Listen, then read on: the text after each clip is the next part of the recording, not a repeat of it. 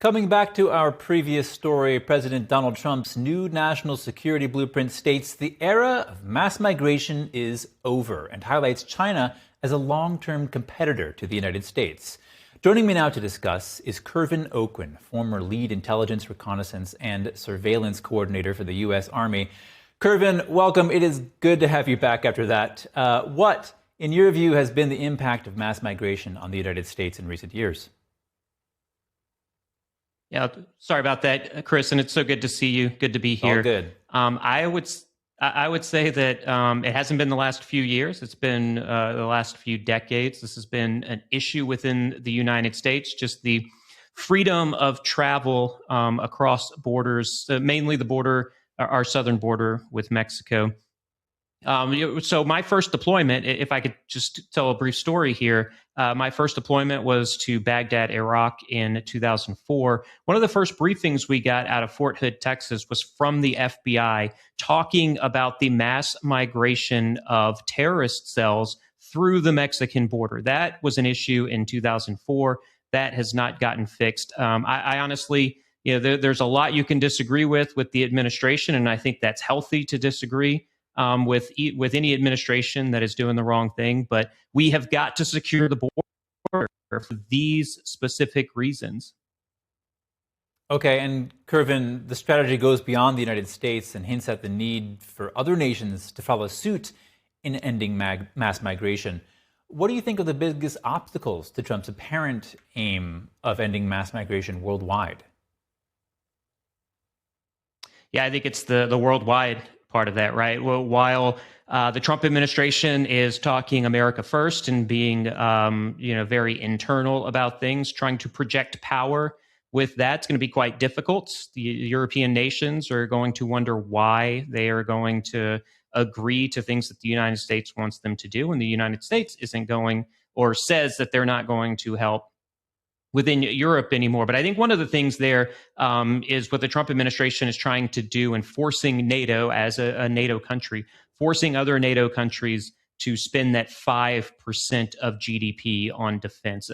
I know Germany is working towards that. Other countries are working towards that. But most of NATO is woefully unprepared for what's happening in their borders. And one of the things is that Russia is creeping closer to NATO borders with this war in Ukraine.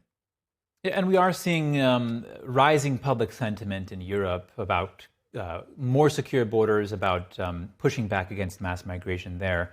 But the recently released document states, we want to ensure that the Western Hemisphere remains reasonably stable and well-governed enough to prevent and discourage mass migration to the United States. Does this explain the U.S. Navy buildup in the Caribbean? Yeah, absolutely. It's Monroe Doctrine 2.0, right? So this is exactly what's happening in the Caribbean there. It is a show of force, really. Go back to reading The Art of War. You want to win this battle without ever firing a single munition. Well, we fired quite a few munitions, but have not had many fired back at us in this. And I think that's the projection of power that's being shown here. And it starts with Venezuela, it moves to Colombia, and it shows the Latin American countries that the United States is not going to sit idly by while terrorist organizations, while drug traffickers are able to move at will. And another part of this is, look, China is in Latin America as well, and they have a free flow of movement in Latin America, facilitating this drug movement, specifically fentanyl, into the United States. Now, my colleague Blanquita Cullum, who used to be on the board of governors for U.S. foreign media in the United States, said that when she was in Venezuela reporting on Chavez, she saw billboards sponsored by the Iranian regime there. What kind of presence do America's adversaries have in South America that could be perhaps deterred by this presence? Yeah, absolutely right. So we've got it's just like the Axis and the Allies again, right? So Iran is heavy in Latin America. China has a heavy influence in Latin America through their Belt and Road Initiative. Russia is supplying munitions, not as much anymore with their war in Ukraine, but they are providing energy They're providing intelligence.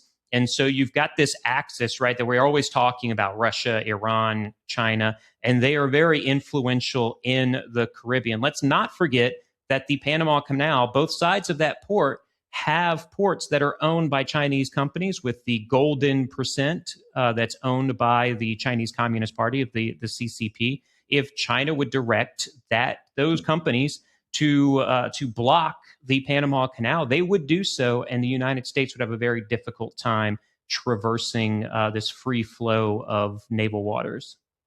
Kervin, you've created the perfect segue to my next question. A key focus of this national security strategy is China, stating America's economic openness toward China did not influence it toward freedom and neighborliness as the policy had intended.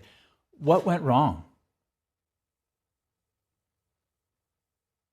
I'm sorry. I guess I don't know the question of what went wrong. Oh, it's okay. So what went wrong in the past 30, 40 years with U.S. policy towards China, hoping that, trade would influence China toward neighborliness?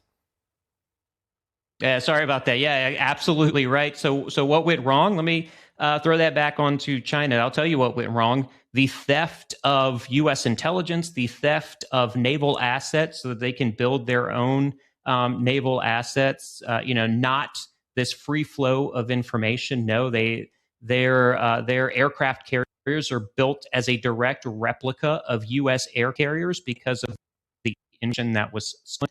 So China owns the responsibility there. They have not been good stewards of world freedom, and now they're with all of this influx in cash flow in this in the world today. They are trying to prop themselves up as some benevolent global power, which they aren't. They are thieves. The Belt and Road Initiative has showed us that with emerging economies, they are stealing from the rest of the world, namely the African continent and the resources there. They are not providing for the African continent. They're just stealing resources. Kervin, Trump's China policy is heavily focused on economic reciprocity, seeming to take a sort of live and let live stance, calling China a competitor. But China, of course, seeks overall dominance over the U.S. and the world. What do you make of the tension between these differing positions? Yeah, it's actually in parallel with what I've seen in the U.S. military and in my time in the Department of War. What I'm saying is that as I started out, I signed up October 16th of 2001. China was seen as a competitor. 10 years into that, they were seen as an adversary. That then became a near peer, and as we stand today, that the U.S. and the U.S. military determines that China is a peer on peer, right? So if we get into a large-scale combat operation, we are dealing with another peer. This is something that we have not faced, since Nazi Germany, right? Not to say one side's Nazis, one side's the free world, but we are in a war that no one has participated in, and we are losing our grandparents and our great grandparents who have fought in those wars to even understand how to win that. Kervin, just in closing here, overall, how does this national security strategy compare to the same from prior administrations? Yeah, I think it's a lot more political for sure, but we know that's how the administration works right now.